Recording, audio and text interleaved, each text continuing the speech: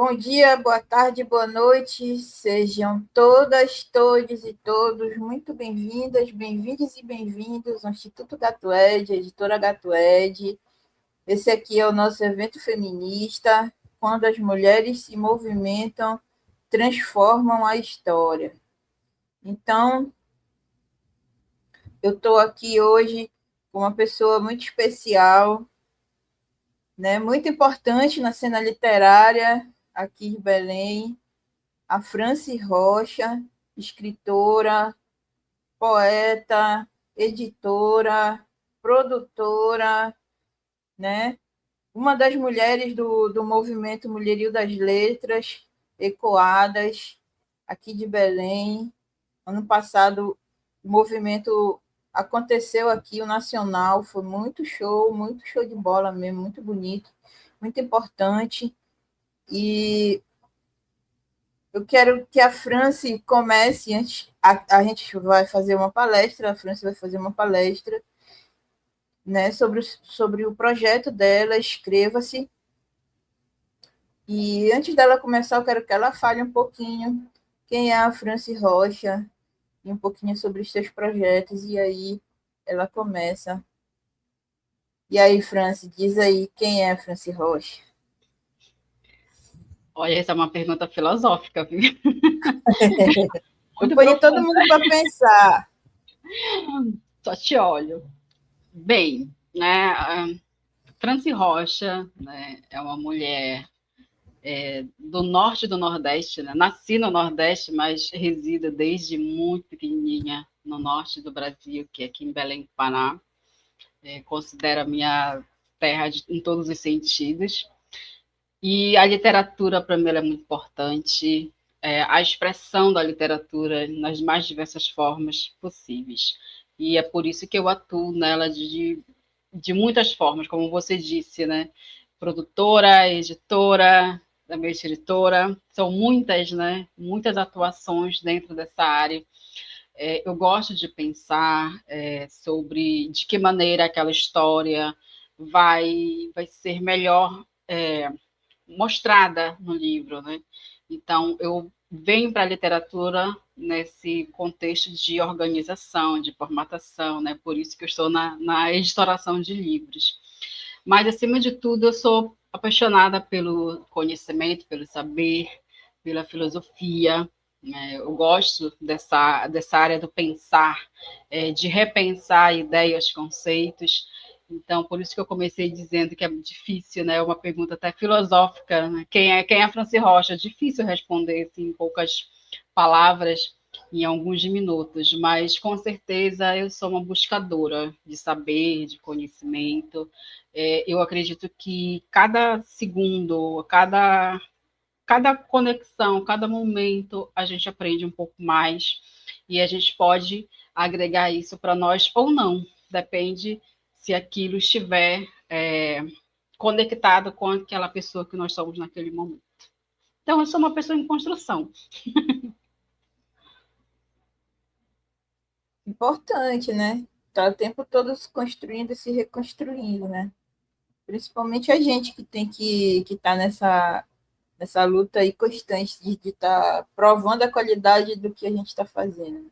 Todas as meninas que já passaram por aqui, a gente conversou muito sobre isso, né? Porque é uma discussão que eu estou tentando levantar com todas vocês, assim, essa constante luta que a gente faz, né? De continuar nessa cena, né? E de se fazer acreditar, porque as pessoas estão constantemente duvidando da qualidade daquilo que a gente produz, né? Então a gente está sempre tendo que fazer o dobro ou o triplo daquilo para poder as pessoas acreditarem e acharem que é verdade, que é a gente mesmo que está fazendo, entendeu? É muito bacana tu trazer a tua história, assim, pelo menos um pouquinho da tua história, para a gente entender quem é a França nesse movimento todo, nesse corre, né? Que é um corre muito grande. E esse teu projeto é um projeto muito lindo, né? O Escreva-se, que traz as escritoras à tona, né? E impulsiona também nesse sentido, né, da continuidade do trabalho. Então, Franci, falei para a gente o título da tua palestra e eu vou te deixar sozinha aí para te palestrar à vontade, tá bom? Tá bom, Fala, Franci. O palco é todo teu. obrigada. Puder colocar aquela imagem que eu mandei para você, eu agradeço. Escreva-se, né? É um projeto que eu desenvolvi quando estava colaborando mais diretamente com a editora Filarte, que é uma produtora de conteúdo, hoje já é uma editora, e ali eu vim com essa premissa do projeto, que é o Escreva-se, voltado exclusivamente para mulheres, porque eu sempre trouxe esse incômodo comigo, né, de que sempre estão contando a nossa história, a história de nós mulheres. Sempre tem alguém dizendo quem nós somos, como nós devemos nos portar, como nós devemos fazer, ser, e a gente não tinha esse espaço para dizer como a gente gosta de fazer determinada coisa. Nós éramos exigidas ou cobradas ou ensinadas a fazer de um determinado jeito.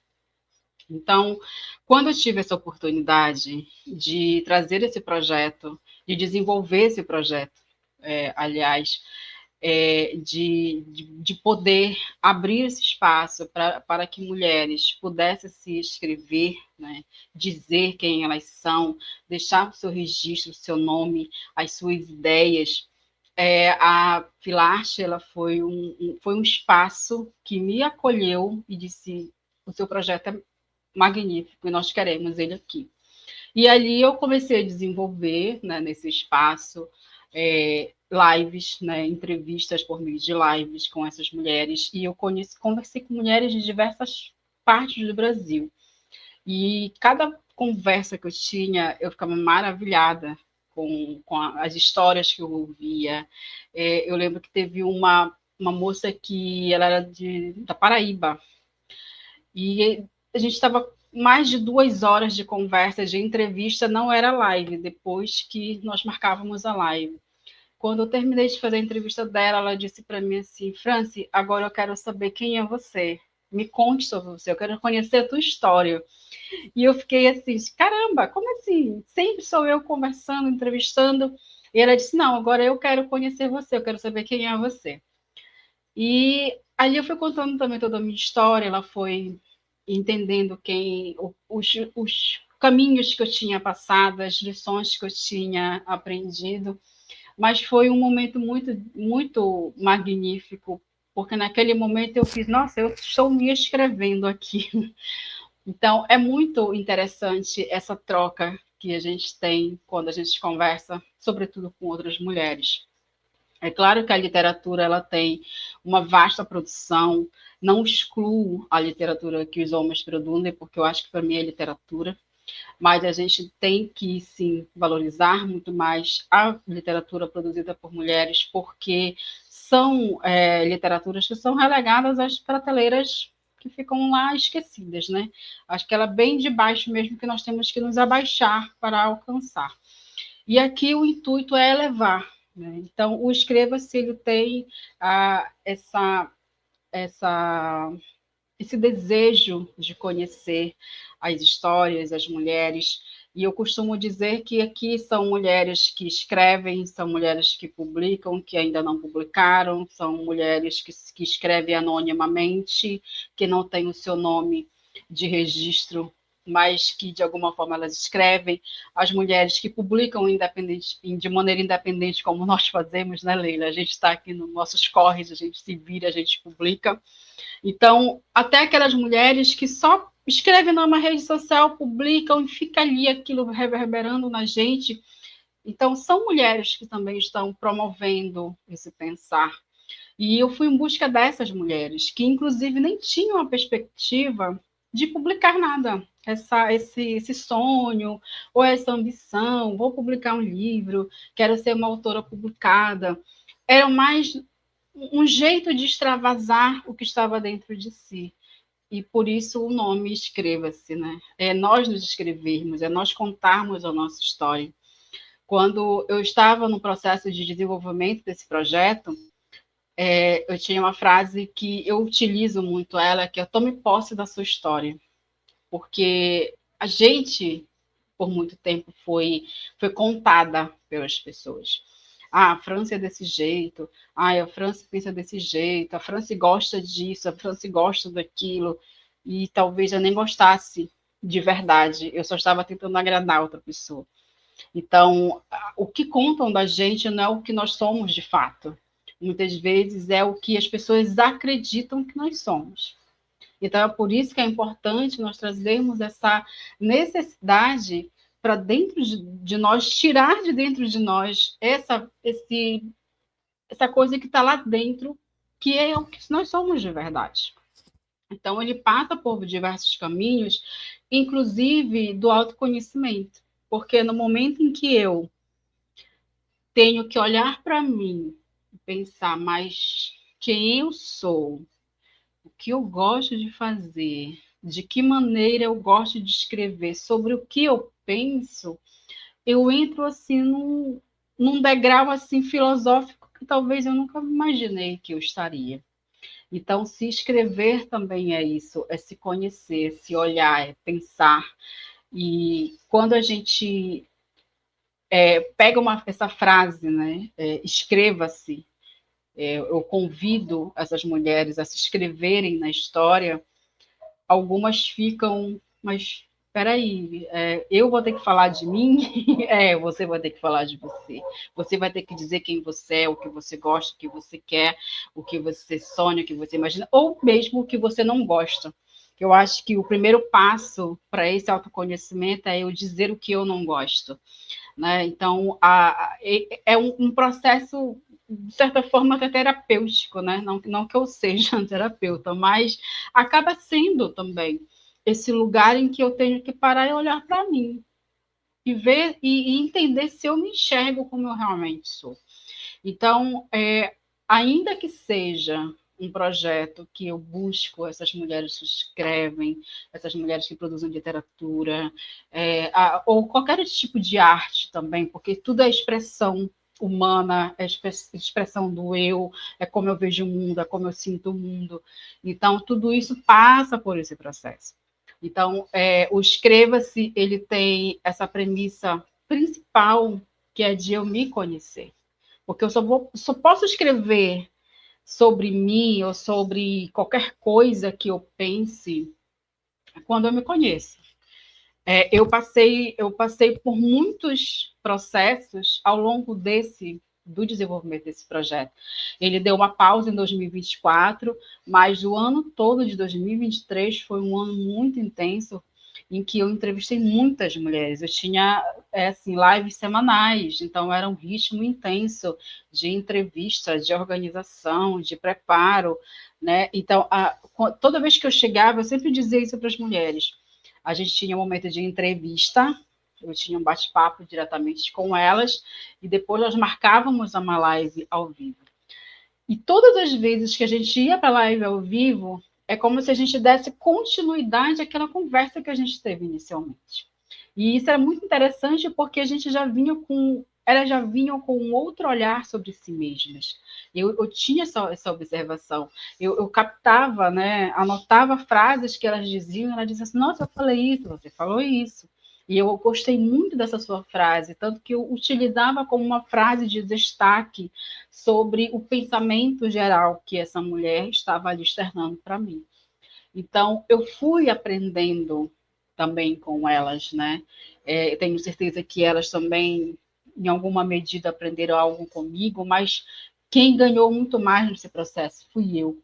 E eu sou muito grata por todos esses diálogos que eu tive, né?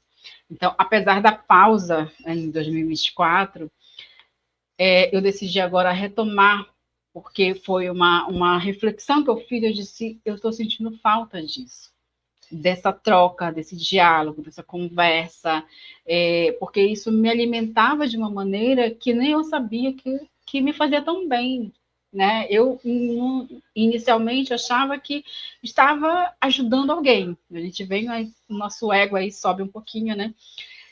De que eu estou ajudando alguém, nossa, estou dando espaço para aquela mulher. mas eu não entendia que a primeira ajuda era eu que estava recebendo, que é essa troca de conhecimento, de energia, de estímulo, de olhar, né? Então, isso para mim é um momento muito importante.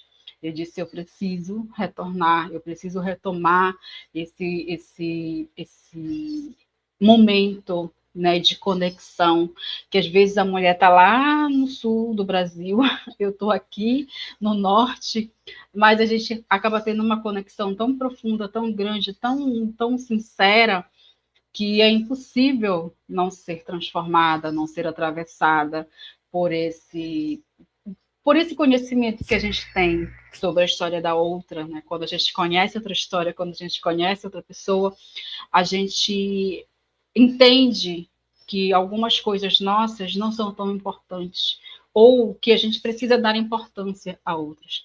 Então, o Escreva-se, ele tem esse fundo, né, muito mais filosófico que literário, né?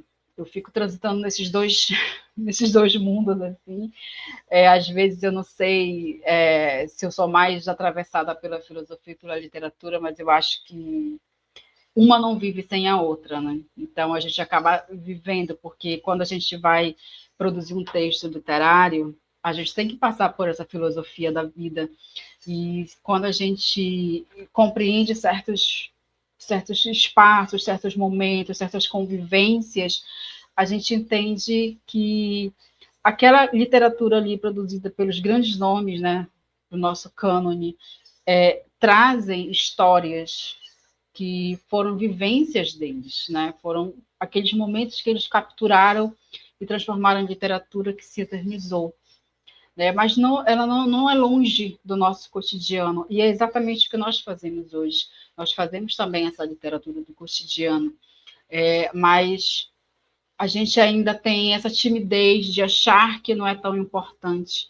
Mas eu acredito que talvez quando Machado de Assis reproduzia ali o cotidiano dele na cidade do Rio de Janeiro, ele não imaginava que seria o grande nome que ele se tornou, né? Então, ele escreveu pelo que ele observava, pelo que ele criticava, pelo que ele identificava como sendo algo importante para ser pensado, repensado ou revisto no sentido de normas de condutas, né? Então, a gente precisa também ter esse olhar sobre a nossa escrita, né? Então, quando a gente está escrevendo um texto, a gente também está se escrevendo ali, porque são coisas que passam pela gente, são coisas que, sensações, ideias, histórias, né? Ainda que sejam histórias de outras pessoas, mas a gente não vai escrever sobre uma história que não ressoou com a gente, que não chamou a nossa atenção. A gente só vai escrever sobre algo que de fato seja que nos toque de alguma forma que eu tenho que escrever sobre isso.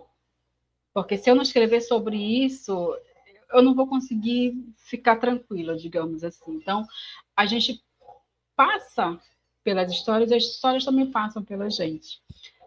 Mas, voltando, né, ao sentido do projeto Escreva-se, ele é com o intuito primordial de dar espaço às mulheres, para as mulheres poderem elas mesmas se escreverem na história, dizerem quem são, o que elas fazem, o que elas gostam, porque para a mulher, ao longo de toda a história da humanidade, a gente sempre foi deixada para depois, sempre vinha alguém contar sobre nós, falar sobre nós, dizer como nós nos comportamos. Um grande exemplo disso é que na literatura nós somos retratadas sempre como mulheres interesseiras, como mulheres alcoviteiras, como mulheres que só pensam no casamento, na riqueza, né? Mas esquecem de colocar ali uma nota de rodapé nessas histórias, e dizendo que nós não tínhamos opções, né? Nós não tínhamos a liberdade de escolher trabalhar e viver, buscar a nossa subsistência. Nós não tínhamos liberdade para decidir não casar. a gente não tinha essa liberdade. Nós tínhamos que obedecer às regras e que nós éramos, muitas vezes, moeda de troca em casamentos e, enfim, questões que a gente precisava ser esse elo que iria formar uniões e famílias. Nós não tínhamos esse direito de escolher. Então, é muito fácil hoje, quando leem livros que retratam épocas passadas, colocarem a mulher como centro de grandes maquinações para unir um determinado casal, porque eles são mais fofinhos juntos, ou porque o fulano é mais rico, e enfim. Mas coloca-se isso como se fosse apenas uma sagacidade daquela mulher que quer ter mais. Não, era apenas a necessidade de sobreviver. Então, a nossa história está sendo contada da maneira mais equivocada possível, e a gente não tem o direito, não teve o direito de corrigir, né? Então, o que é que a gente tem que fazer? A gente tem que lutar hoje, escrever e contar a nossa história, não deixar que outra pessoa conte. Né? Então, por isso que veio ebulindo de mim esse projeto e que foi dando muito certo, ele foi crescendo, mas por algumas urgências da vida, eu precisei dar uma pausa nele, até para que eu reorganizasse determinadas áreas da minha vida e retomar ele com toda a maestria que ele tem, que é de conexão. Conectar mulheres com outras mulheres, essas mulheres se conhecerem, saberem que as suas histórias não são únicas, que elas não estão sozinhas, entender que é possível sair da estagnação que a gente muitas vezes se encontra, mas que, acima de tudo, eu vejo a literatura como um caminho, a arte como um caminho. Escrever é uma arte, né? A gente tornar palavras uma história, uma grande obra literária é uma arte. E a gente sabe que muitas mulheres que escreveram anteriormente, publicaram, não tiveram seus nomes destacados, né? Foram apagadas dessa história, foram colocadas como apenas observadoras disso.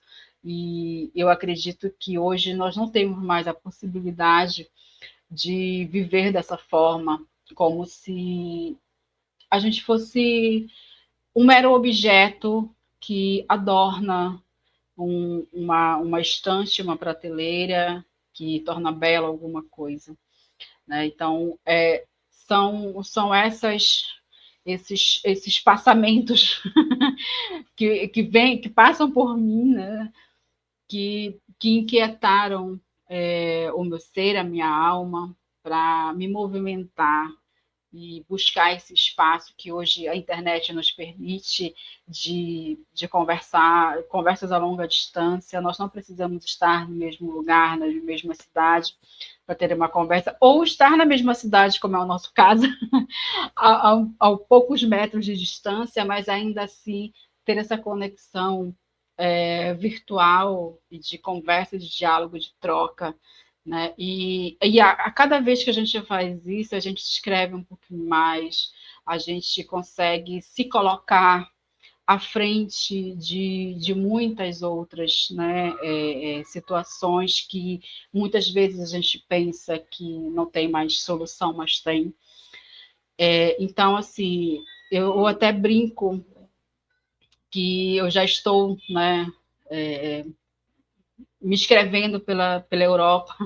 Eu participei de uma coletânea internacional e que hoje a coletânea, que é o poder da voz feminina na literatura, e hoje ela integra essa coletânea ela está aqui, ó, meia mão, é uma coletânea internacional, né, com tradução para o inglês, e ela também já consta nos acervos da Biblioteca Britânica, em Londres. Então, para mim, isso é um feito muito importante. Aqui eu falo sobre a Lígia Fagundes Telles, a Lígia que deixou esse esse levante de não se deixar morrer. Em uma das frases dela, na pesquisa que eu fiz sobre ela, e uma entrevista, ela dizia assim: não me deixe morrer, me leiam. Então, é muito interessante de uma pessoa que fisicamente não está mais aqui com a gente, mas que todos os escritos dela nos movimenta de diversas formas, e ela fazer um pedido desse, né? Não me deixe morrer, me leiam. Ou seja, eu não posso ser esquecida, eu fiz muito, eu me escrevi e me deixei aqui para vocês me lerem. E é esse o objetivo principal, de que nós, com histórias simples, vindo das periferias da cidade, das favelas, seja de quaisquer lugares que a gente esteja, que seja afastado dos grandes centros urbanos, que a gente vai poder se colocar nesse espaço, né, de ideia, de construção de vida, e deixar a nossa história ali, né, colocada, escrita, para que qualquer pessoa possa nos ler, para que qualquer pessoa possa nos entender minimamente, que seja, né? Então a gente vai se construindo, se reconstruindo, se escrevendo também.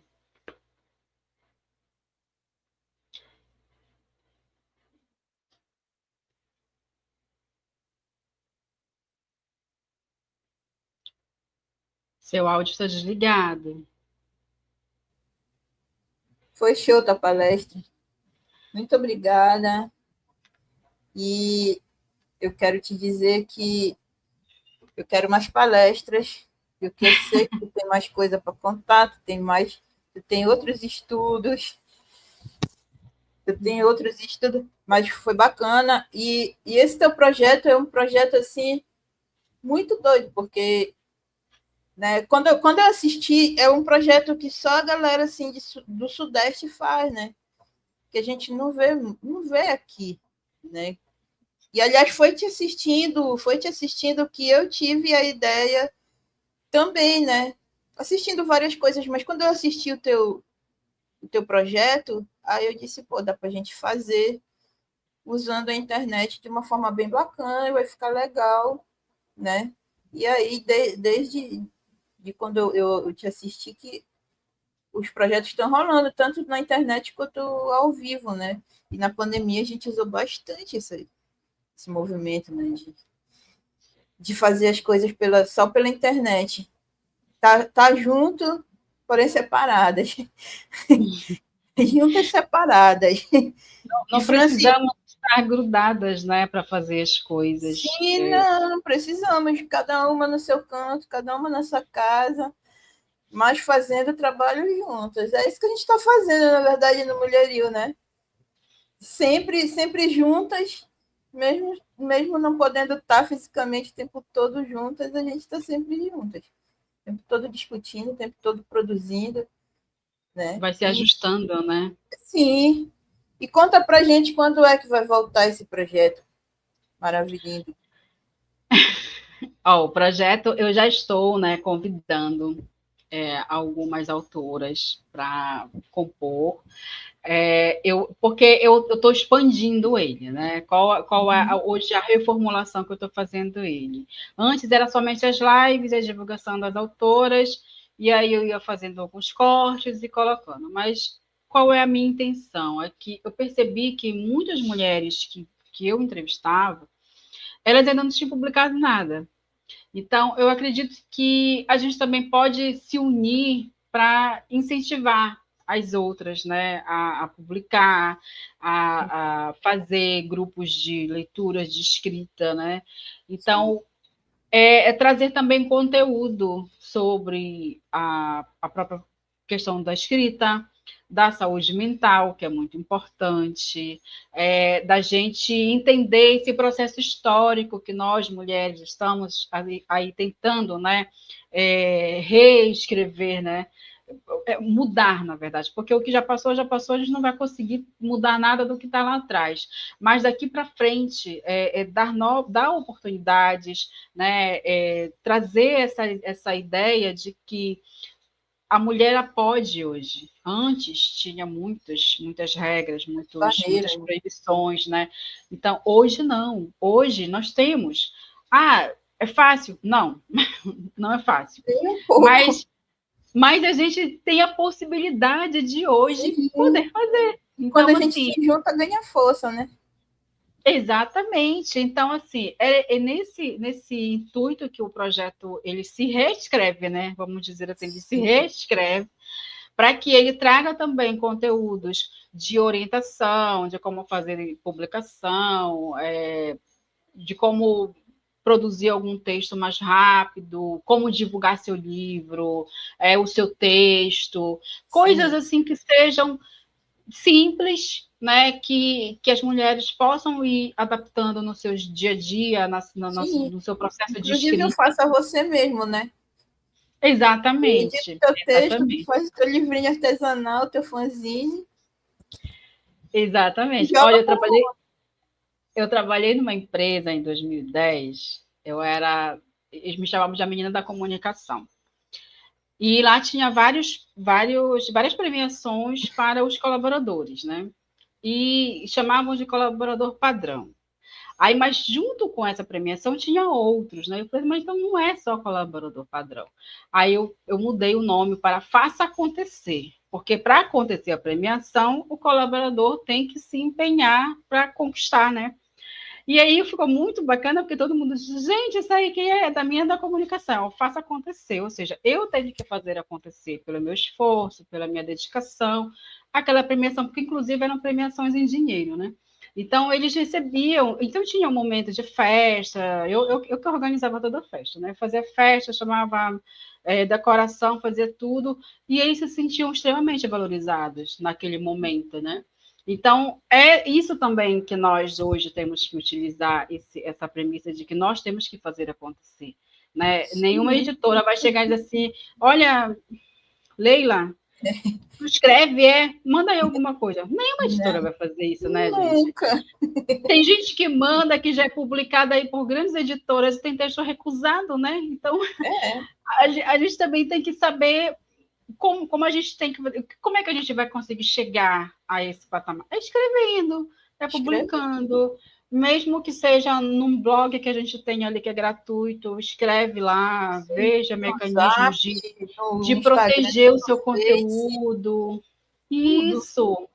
Joga pro Então, mundo. assim, são vários passos. Então, hoje eu estou reformulando, né, o perfil, refiz a logo do projeto, justamente para que ele tenha essa cara nova, tenha esse ar de. É uma nova história sendo escrita, para que agora eu venha com um pouco mais de suporte, né, a essas editoras que querem se encorajar, né, que consigam se encorajar a escrever, a publicar, Sim. porque eu acredito que há espaço para todas, Leila. A gente não pode achar que eu não vou ajudar porque senão vou tirar meu lugar. Não. Não, Nenhuma de nós escreve igual. não. Nenhuma de nós escreve. Eu achei É fantástico. parecido, né? Nem parecido. Você participou da antologia da Filarte, né, comigo, Sim. e eu lembro que o teu texto eu achei tão bonito, né? Você contando o caso lá do bolo, da torta, que foram os gatos, os cachorros que pegaram. Foi muito legal, foi muito divertido ler aquilo no cotidiano que a gente vive. Eu tenho gatos em casa também. Então, quando a gente vê, outro dia eu tinha um aqui que estava com um passarinho na boca. Então são histórias e mais histórias que a gente tem aqui dos nossos pets, né? E Sim. dos nossos afetos, das nossas convivências. E eu acho que isso é legal da gente contar, porque são histórias que suavizam, mas também que mostram uma realidade. Então, Sim. escrever também é isso, né? Nossa, Escrever também também é isso. Também é isso. né? Então tem espaço para todas nós. Então, assim, não dá para a gente ficar nesse clima de competição, eu sou mais, sou menos. Eu acho que cada uma tem um seu lugar, cada uma tem seu momento. A minha escrita vai para um lado, o ator vai para o outro. Às vezes a gente escreve sobre o mesmo tema. Eu falei isso agora há pouco para uma pessoa. A gente pode escrever sobre o mesmo tema, o mesmo gênero literário, mas eu vou escrever para uma direção, tu vais escrever para outra. Isso aí é um Porque fato. tu fala, né? A gente se escreve, né?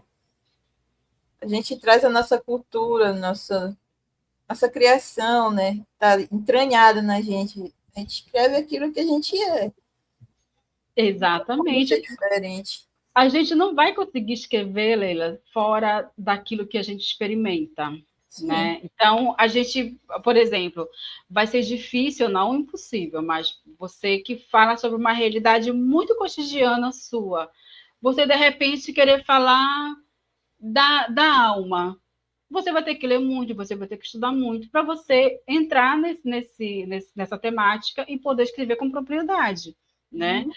Mas não que seja impossível, mas você vai ter um pouco mais de trabalho, um pouco mais de dedicação. A mesma coisa eu já tenho um olhar muito para cima, assim, né? Muito etéreo, né? Como diz uma amiga minha. Mas aí eu já tenho um pouco de dificuldade de relatar coisas do cotidiano, para você ver.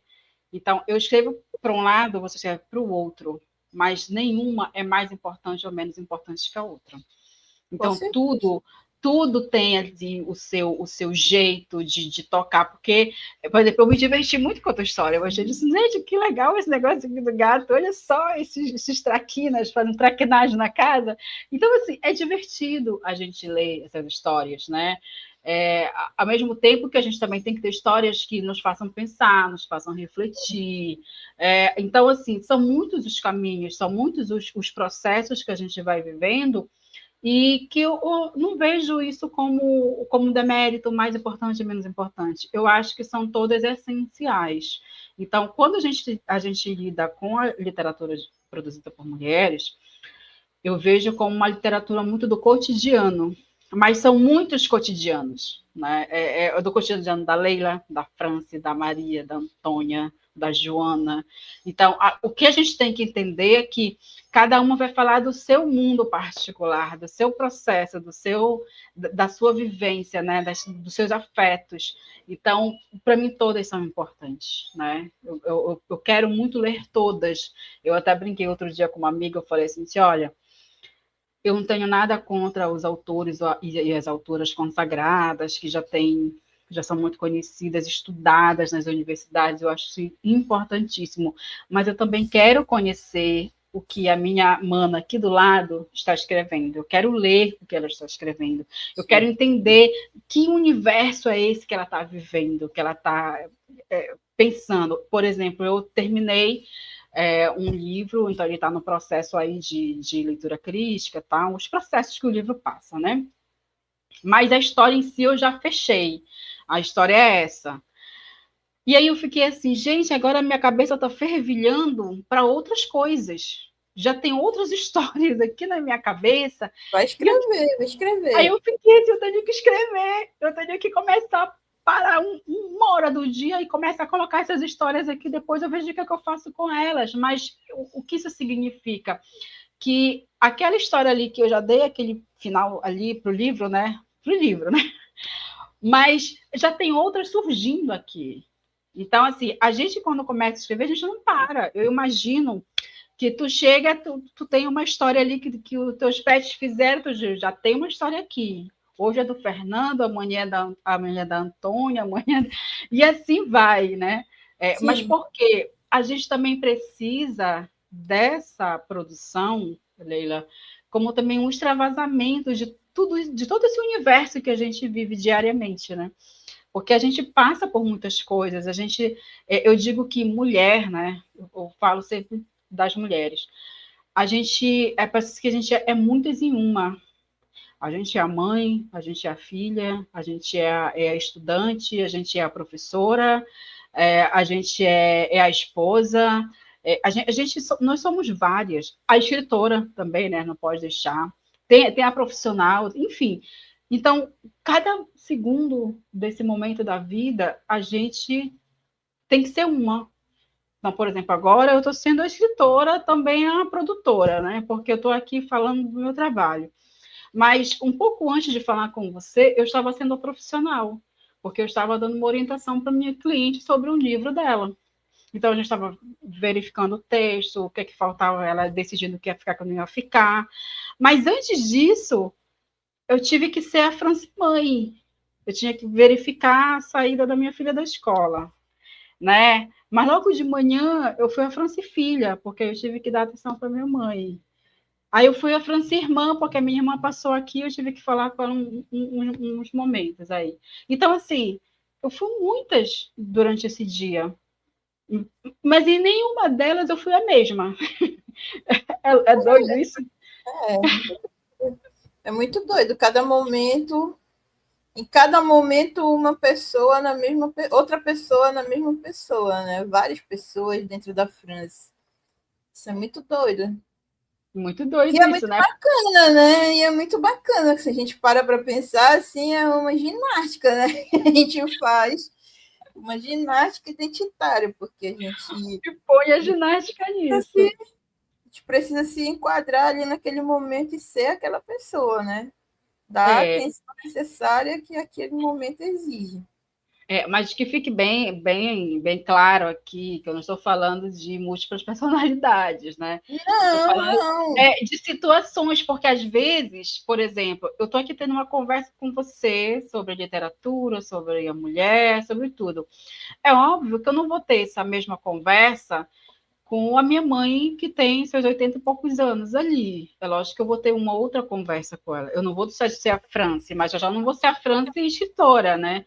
Eu não vou conversar com ela sobre isso. Da mesma forma que quando eu vou tratar de um assunto com a minha cliente, eu já sou a profissional, então eu já vou ter que ter um olhar mais técnico, menos apaixonado e mais técnico sobre aquele tema, sobre literatura, sobre aquele texto que está sendo produzido.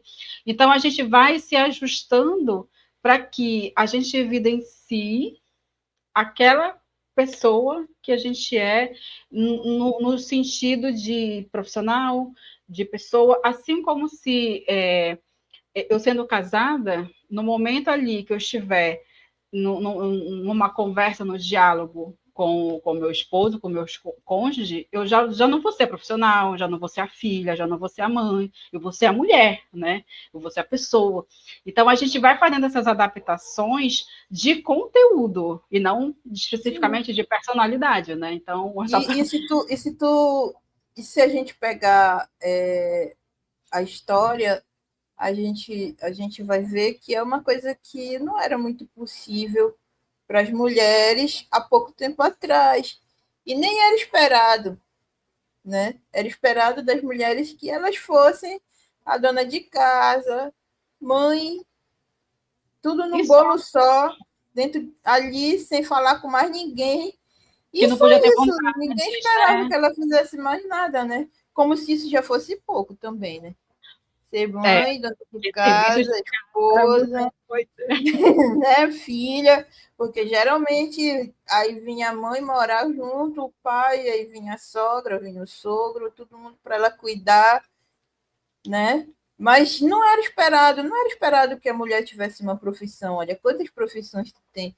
Editora, produtora, escritora, né? Milhões. Olha, por muito tempo, a minha mãe colocava como profissão do lar, né? É do lar, né? É da casa, cuidadora do lar, Sim, né? Então, sim.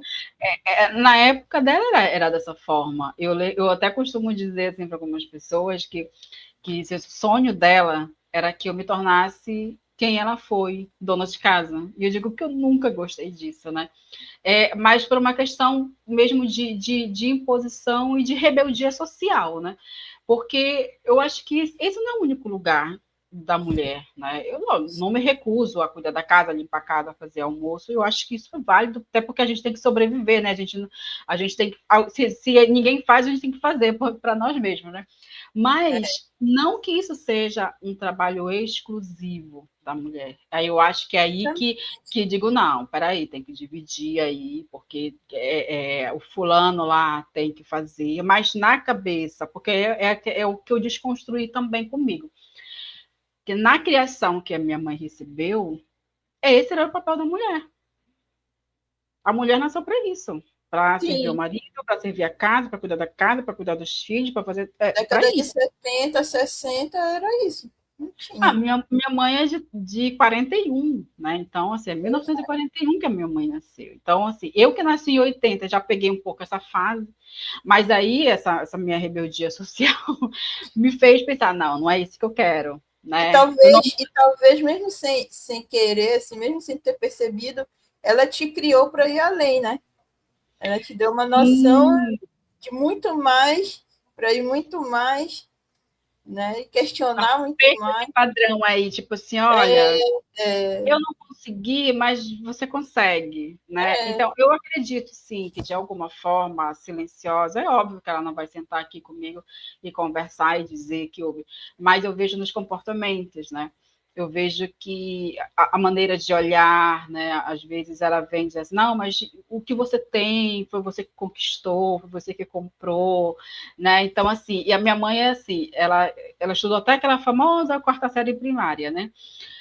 E ela sempre incentivou todos nós, os filhos aqui, a estudar, né? Então, ela sempre dizia assim: olha, estudem para que vocês tenham oportunidades, estudem o quanto vocês puderem. Então, assim, de uma família grande, que a minha família são 13 filhos, hoje são 9 vivos, né? Mas acho que tem 4 ou 5 que são 13, padres. 13 irmãos? Deus, É, muita gente. Só vocês é uma festa. como? Você precisa ver quando reúne com netos, bisnetos, já tem bisnetos, inclusive, né? Então, Eita, assim, é uma família bem grande. Então, é uma família grande, uma grande família mesmo, né? Então, assim, eu percebi muitas vezes que vinha, né, meio que silenciosamente, esse desejo dela de que eu não tivesse esse mesmo fim, né? Aquela coisa, assim, sim. ficar repetindo aquele padrão. Então, quando eu fugi um pouco a essa regra, eu percebi que, de certa forma, houve um certo conforto, mas eu também entendi que foi como ela foi educada. Não tem como a gente fugir muito disso, né? Então, foi a educação que ela Não, recebeu. é. Foi uma educação até mais restritiva que a minha avó recebeu, e assim por diante, né? Então, vem passando, né, por essas gerações, por isso que é muito importante, Leila, a gente estudar a história da mulher, né? Como era essa Sim. mulher. Eu Escrever essa costumo dizer, história, né? Não foi com escrita, certeza. foi negada. Olha, a mulher até 1900 e, se eu não me engano, 40 ou 41, não estou certa agora precisamente do ano. Até o início ali de 1940, a mulher tinha que ter carimbado no seu passaporte que o marido autorizava ela viajar de avião. O mais recente, que é o mais chocante, que é a lei, que era a lei da laqueadura, que a mulher só podia fazer laqueadura se o marido permitisse. Sim, que foi quebrada um dia desse. Foi, acho que não tem nem 5 anos isso, eu acho. Não. E detalhe, eu falo que tem menos de 5 anos porque eu tenho um sobrinho que ele casou, já tem 2 filhos, tal. Quando a esposa dele queria já fazer, né, a cirurgia para não ter mais filhos, fazer a laqueadura, ela não podia, mesmo ele autorizando, o plano de saúde não deixou. Porque ela estava muito jovem, podia ter mais filhos. Mas sim, mas a questão não é essa. A questão é que ela não queria, nem eles dois juntos não queriam ter outros filhos. Para você ver que a mulher, nem nesse momento em que o marido apoia, não, não, não, Mas é sobre isso, né?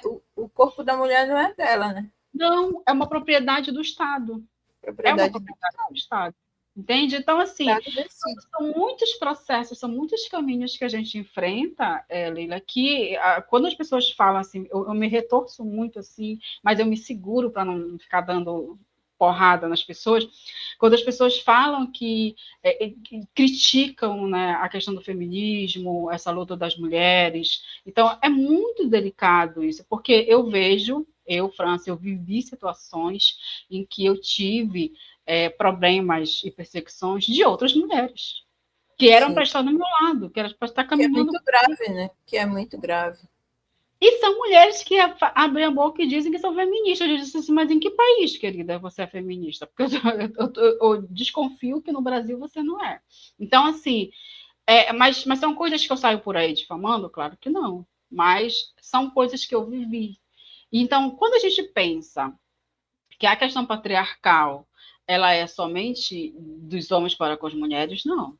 Tem Não, muita mulher que está reproduzindo esse comportamento patriarcal. tá enraizado na gente, né? Enraizado, porque vem da educação. Vem da educação. Da educação. Então, A gente foi criada nesse sistema, né? Exatamente. É o que estrutura a nossa história. Exatamente, é o que estrutura a nossa história. E é isso que a gente precisa, Leila, reescrever. É por isso que eu acredito que as mulheres elas precisam desses espaços que você traz, que eu trago, justamente para que a gente vá quebrando isso. As mulheres precisam se posicionar. Eu, inclusive, fiz uma observação anteontem que me deixou, de certa forma, triste, né? Por que me deixou triste? Porque eu me disse engraçado. Eu fui convidada para participar de um grupo, desses grupos meio coach, do tipo, o primeiro milhão que você vai fazer, enfim. Quando eu descobri que era isso, eu me senti enganada e eu digo, gente, não é isso que eu quero. Mas, assim, quando eu vi uma figura mulher, né, vou colocar assim, mulher, e aí a pessoa está numa figura de poder, a pessoa está, sabe, conquistando espaço, se colocando no mercado, num local de fala de muita autoridade, porque essa mulher tem muito conhecimento sobre aquilo que ela está falando. Então, eu acho que é merecido. Mas aí eu fui observar uma coisa muito importante: a vestimenta dela. Aí eu fiquei engraçado. A fulana se veste como se fosse um homem. A camisa daquela social, aquela corte reto e não sei o que, e terninho. Aí eu fiquei assim, então, na verdade, ela não está conquistando isso por ser mulher, ela está conquistando isso porque ela está se vestindo como ela deve se vestir para ser aceita. Então, ela não é livre em essência. Ela está só se padronizando para ela ter um espaço. É errado? Não. Mas eu acho que é contraditório.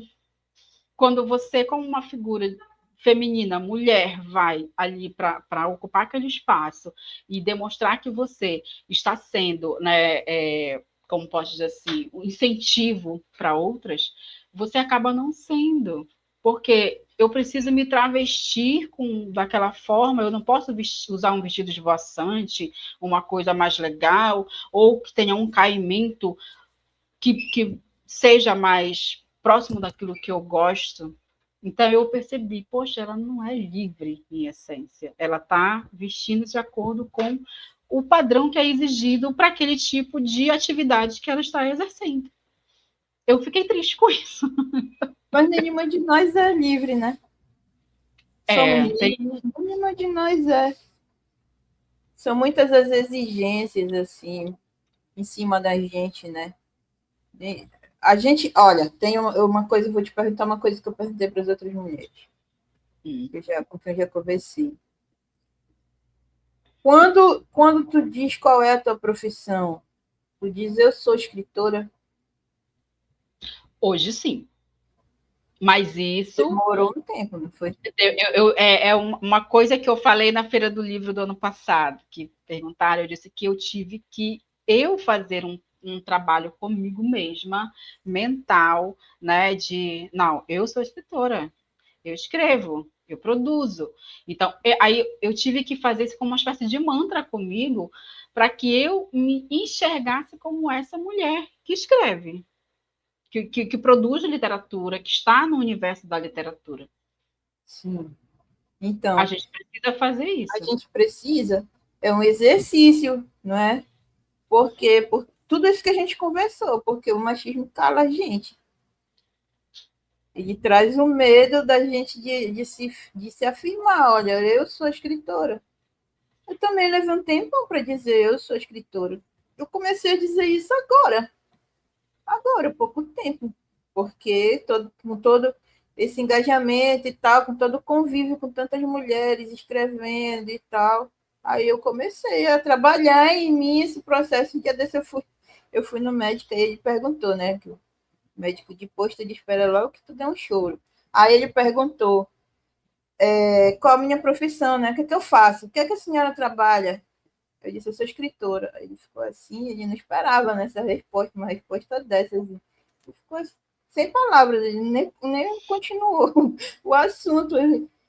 Mas foi a primeira vez que eu afirmei assim para alguém, cara a cara, assim, ó, eu sou escritora. Eu sempre digo, eu sou antropóloga. Ninguém sabe também o que é. Outra coisa que também ninguém sabe. Não passa na Ninguém mente de entende o ninguém. processo, né? Mas é difícil a gente conseguir chegar aí, porque o machismo cala a gente. Ele retira da gente o direito de ser criadora mesmo. Quando eu estava pesquisando para o meu doutorado, eu vi muito isso. Tem muitas pesquisadoras levantando essas questões, né? Mulheres não são criadoras. Criadores são os homens. Eles criam arte, porque eles são criadores. Nós não, nós somos só apreciadoras. Se muito, nos dão o direito de ser apreciadores. Mas a gente precisa quebrar isso, entendeu? E a gente não pode, inclusive, ter muita opinião sobre a criação deles, né? A Justamente. gente tem, na verdade, que ser apreciadoras, mas de bater palmas. A gente não pode ter crítica. Apreciadora, literalmente, Mas, só olhar. e eles se sentem Não. ofendidos quando a gente critica, quando, por Mas quando exemplo, eles pegam um trabalho nosso, eles têm na ponta da língua a crítica. sim, E é exatamente. justamente isso que faz, né? Que Sim. cria uma barreira muito grande, muito forte. Mas sabe por quê? Dentro de umas pesquisas que eu fiz, antigamente, a escritora é uma profissão. E profissão só era de homens. As mulheres não tinham profissão. É por isso que quando falam que uma mulher é escritora, por exemplo, quando criaram a palavra poetisa, é para diferenciar do poeta, porque poeta é homem. É. A mulher poetisa, ou seja, diminui. Escreve aí Estão esses sempre negocinhos aí. diminuindo. Escreve esses negocinhos aí. Eles sempre inventam um jeito, acham um jeito de diminuir aquilo que a gente faz. Então, eu É. acho que é aí que está a resistência, né? Por exemplo, uma das coisas que eu deixo muito claro, né, no Mulherio das Letras é que nós não temos poder de curadoria. O Mulherio das Letras não existe para fazer curadoria de escrita de mulheres. Ai, porque a fulano escreve sobre isso? Ou dizer se é bom, se é errado, se é certo, se é justo. Não é isso. O Mulherio das Letras é um espaço para acolher mulheres que escrevem. Então, a Leila escreve de um jeito, eu escrevo de outro, a Maria, a Joana e assim por diante. Então, a gente está aqui para se ler, para se conhecer, para trocar ali a nossa literatura, fazer esse espaço de acolhimento, de diálogo. Então, eu acredito que quando a gente vai escrever um livro, por exemplo, o meu livro, eu pedi para uma pessoa fazer uma leitura crítica, porque eu pensei assim, mana, eu estou tanto tempo fazendo isso, por favor, leia e veja se tem furo na história, se está repetitivo, porque às vezes passa essas coisas mesmo. Sim. E essa pessoa está fazendo isso para mim, né? E ela está fazendo esse trabalho para mim, assim como eu faço das minhas clientes. Olha, a tua história aqui, bora falar desse jeito, bora ter cuidado com esse termo, bora falar desse jeito aqui, bora ter cuidado aqui com essa comunidade, porque a gente também tem que ter atenção para esses olhares. Mas não é eu dizer se a história dela tá boa, ruim, mal, péssima.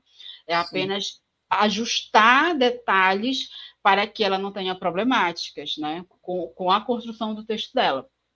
Mas, ainda assim, a minha função é de ajudar, de melhorar aquilo que já está bom, porque para mim, quando a mulher escreveu, para mim já está bom. Porque a Eu gente ainda não também, tinha, eu também né? penso assim. E para mim, a mulher já escreveu, ela teve coragem de escrever, já está bom. Para mim, Só dela ter tido a coragem de pegar e fazer, né? exatamente, para mim isso já é motivo de muita festa. Então eu não vou ficar assim, olha, não faz isso. Por exemplo, mas você pouquíssimo vê homens falando que o seu livro passou por uma leitura crítica. Para que se ele Tu é tão vê? bom? Tu vê eles falando isso? Pode até passar por uma leitura crítica, mas ele não admite que passou por uma leitura crítica. Por quê? Porque o homem não aceita ser criticado.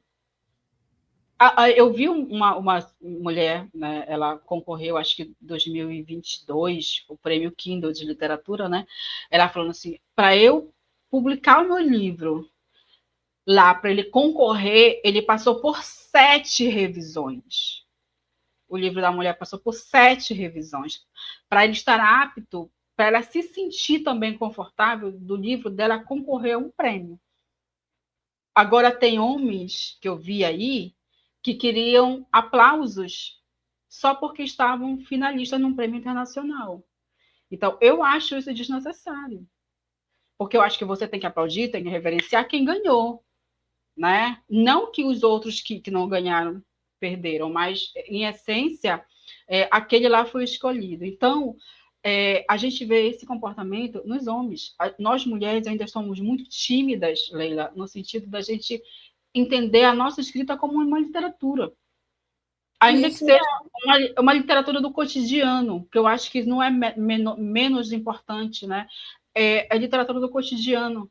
Então, a gente precisa também reverenciar mais o que as mulheres escrevem, justamente pela coragem, como a gente falou. Só pelo ato corajoso de ter escrito, de ter publicado, de ter dito assim, olha, eu publiquei, está aqui. Mano, se tá certo, se tá errado, você precisa revisar, isso é outro ponto. É uma coisa que eu falei sobre uma moça que eu vi no TikTok, o pessoal tava reclamando muito do livro dela, e estava muito caro, ou seja, reclamam de livro das mulheres, né? Mas não reclamam do livro dos homens. E aí eu fiz um comentário assim: se fosse um livro de um homem, estariam criticando da mesma forma? Porque, assim, estão criticando, depreciando, inclusive, a literatura produzida por aquela mulher. Mas eles estão ressaltando falhas e erros que podem ser plenamente corrigidos numa reedição, que é revisão, que é um parágrafo que ficou solto, um não sei o quê, que enfim. e às Né? vezes ele nem leu, né? Foi alguém que disse, olha aqui, e ele toma para ele como uma verdade, ele cria um negócio, todo mundo aceita como verdade, porque ele é homem, Exatamente. Exatamente. né? Então, a gente também tem que ser um pouco mais, eu falo a gente, nós mulheres, ser um pouco mais de se achar mesmo, de não, eu escrevi. Ai, mas está Sim, errado. Meu filho, a gente corrige, tá? isso aí É isso. Isso é de menos, mas eu eu fiquei assim, meio que numa estafa mental depois que eu terminei meu livro, porque é um livro relativamente grande, que é um romance, né? Eu digo, gente, aí eu fiquei naquela coisa, né? Poxa, será que ficou bom? Será que não está repetitivo? Será que não está não sei o quê? Será que não sei o quê? E eu fiquei, já me criticando, né? E eu fiquei pensando disso, não, a gente, mas autocrítica, que é uma coisa, né, que a gente vê toda, a gente assiste as entrevistas com as escritoras e é uma coisa que todas elas fazem. A gente faz muito isso com a gente, uma autocrítica muito pesada, assim. Será que isso presta? Será aí eu te que pergunto, será que os alguém homens fazem vai isso com querer? eles? Eles Eles não não fazem. têm, porque eles não têm esse medo. Eles não têm esse medo, eles não têm por que ter. Não, não Tem tem. uma aceitação muito maior. Eu vi um autor aqui, parece, não vou citar o nome, mas eu achei interessante, assim, que os homens são muito autoconfiantes, né? E assim, eu via ele, olha, porque aqui nesse lugar, ele mostrando um ponto turístico aqui de Belém, que era um dos cenários do livro dele. E aí ele falando assim com aquela propriedade, olha, porque eu fui daqui que vai o tempo, vai não sei para onde. Eu fiquei olhando assim, gente, eu não tenho coragem de fazer uma coisa dessa. Eu fiquei assim, né? Eu fico assim, eu digo, gente, eu não tenho coragem de fazer uma coisa dessa, porque a Sim, primeira coisa que eu penso, tá todo mundo achando que eu sou uma doida no meio da rua falando falando com ninguém, as né? pedras, né? É isso. Mas quando tu pega essa questão do homem, né? Ele vai lá e ele fala, tá tudo bem, é uma autoconfiança, mas por quê? Porque o É, mundo está moldado para ele, para reverenciar ele, mesmo que o que ele faça não seja uma porcaria, né? Então, é assim, isso, é isso por isso que eu trago esse questionamento, sabe? Tu consegue dizer que é escritora porque os homens eles escrevem uma linha e já estão dizendo, sou escritor. olha, a Maria Valéria Rezende, que é considerada a fundadora do Mulherio das Letras, ela diz assim, que teve um dia que ela viu no Facebook que um homem se intitulou Poeta, e ele publicou um poema, né? Ela foi procurar o nome do fulano. é, Cadê o livro do fulano? Não achou um livro do fulano. Aí ela foi ver o perfil dele, era o primeiro poema que aquele cara tinha escrito. Foi a entrevista dela que eu assisti, que eu fiquei. Verdade Aí isso. eu digo, Foi ela que me fez pensar, assim. É aí verdade isso. olha só, eu estou com um texto publicado na Europa. Eu estou com 2 livros na minha mão que são feitos literalmente por mim, né, do começo ao fim. Eu tenho Sim, um blog com outros textos, eu tenho textos e antologias, e eu ainda fico na dúvida: será que eu sou escritora? Enquanto um justamente. homem com um poeminha mequetrefe, É entendeu? poeta. É poeta. É, Mas a França tem dúvida. Por quê? Porque nós, justamente. mulheres, fomos A ensinadas a gente não duvidar tem essa da estrutura. nossa aparência, da nossa capacidade, dos nossos desejos, dos nossos sonhos. Mulher não foi feita para desejar, não foi feita para sonhar. Mulher foi feita para obedecer. Muito é isso que a gente É aprende. para ser submissa. Ser E, submissa. Franci, nosso Vamos lá. tempo, infelizmente, acabou. Porque o Mas a papo gente vai fica tão fazer bom, né? pois é, a gente vai fazer outros momentos desses. Com toda Com certeza. certeza. Vou participar do Com teu certeza. projeto, tu ainda vai participar mais ainda dos meus. E a gente tem que fazer um projeto juntas. Vamos fazer um podcast.